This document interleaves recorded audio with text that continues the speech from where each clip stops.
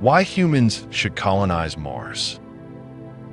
Among the people living on Earth, there are those who would like to fly away from our planet to move somewhere, for example, to Mars. There are few of them, but among them there are very active ones. The same Elon Musk businessman, visionary inventor, is rapidly developing a program to turn humanity into a multi-planet species. Colonization of Mars is the main strategic stage of this program. However, other inhabitants of the Earth are wary of this idea. Why develop a planet unsuitable for life, without an atmosphere and a magnetic field that protects from radiation?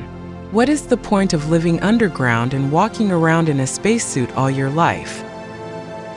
Let's start with the fact that if things suddenly get worse on Earth than on Mars, and we can arrange this for ourselves, then Mars is a perfectly suitable backup site where we can start all over again. Some people are quite willing to live their lives underground and in poor lighting conditions if there is some meaning in it. For example, a human colony on another planet is a strong meaning. Take, for example, scientific bases in Antarctica. It is not much better there, but there are people who work there for years in the name of meaning. Meaning does not necessarily have to be practically justified or even simply understandable to other categories of people. Most meanings are not tied to practical benefits, comfort, or even to issues of survival. Rather, they even contradict these basic guidelines. We can say about such meanings that these are very strong meanings, since they do not require logical justification. They are successful without it. Let's remember that for almost a century now, we have all been threatened by nuclear war. A huge amount of ammunition has been accumulated that is capable of destroying civilization. And for what? For the sake of very strange meanings, communism, capitalism, religious, and other far-fetched ideas. None of them are about a good life. Not a single political or religious movement has given people what it promised, and is not capable of giving it, because it itself does not have it. And there is nowhere physically to take these golden mountains about universal prosperity under communism, or in paradise, or in a market economy. Nevertheless, people follow these ideas in dense crowds, and for the sake of these ideas, people kill each other. But without these ideas, people turn into a well-fed animal that doesn't care about anything. There is no goal, no aspirations, no meaning to continue life, except for what to eat and reproduce to some extent. The Mars colonization project is an attempt to find and develop a very ecological meaning, to take the excess energy of humanity beyond the planet. The especially violent ones will take it with them. And here will become a little calmer, for the time being, until a new critical mass accumulates. There's a theory that a civilization either begins space expansion and realizes itself in this, or by the time the resources of its own planet are fully developed, its ecosystems begin to fade, degrade, and the civilization soon disappears. We are on the verge of this.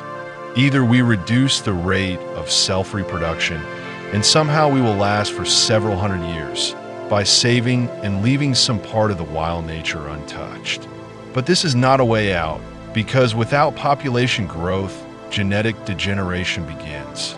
Or we go into space, the most uncomfortable and unsuitable, to the moon, to Mars, to asteroids and Jupiter satellites, to self-sufficient space orbital stations. We learn to take resources from the universe, and thanks to this we survive and even become an interplanetary civilization. And there is nothing between one and the other options for our development. But the good news is that Mars itself is not bad at all. There are already several quite realistic projects for restoring the Martian ecology, pumping the atmosphere, creating an artificial magnetic field. These are not fairy tales of science fiction writers. These are quite feasible concepts, scientific, calculated, largely developed in drawings, and some are already in practice in hardware. Yes, it is insanely expensive, but not more expensive than nuclear madness and everything else. You can recall the 2020 pandemic project. If someone still hasn't understood, then this is also a tool for limiting our activity within the planet Earth. But the movement towards space exploration itself opens doors to something we cannot even imagine yet. We just need to start, and such prospects will open up that are now simply beyond the horizon of our attention and understanding. We do not see them because there is no sense in them. But as soon as the sense is formed, a lot of unexpected things will appear in the field of vision. So, it is quite reasonable to move in this direction. And who will fly to Mars or will do other space affairs on Earth? This is a matter of personal choice. It is unlikely that in the next 100 years, people will be forced to move to Mars. Rather, there will be more people willing than the Martian colony will be able to accept it first. And a long line will form of those people who would like to start a completely another life.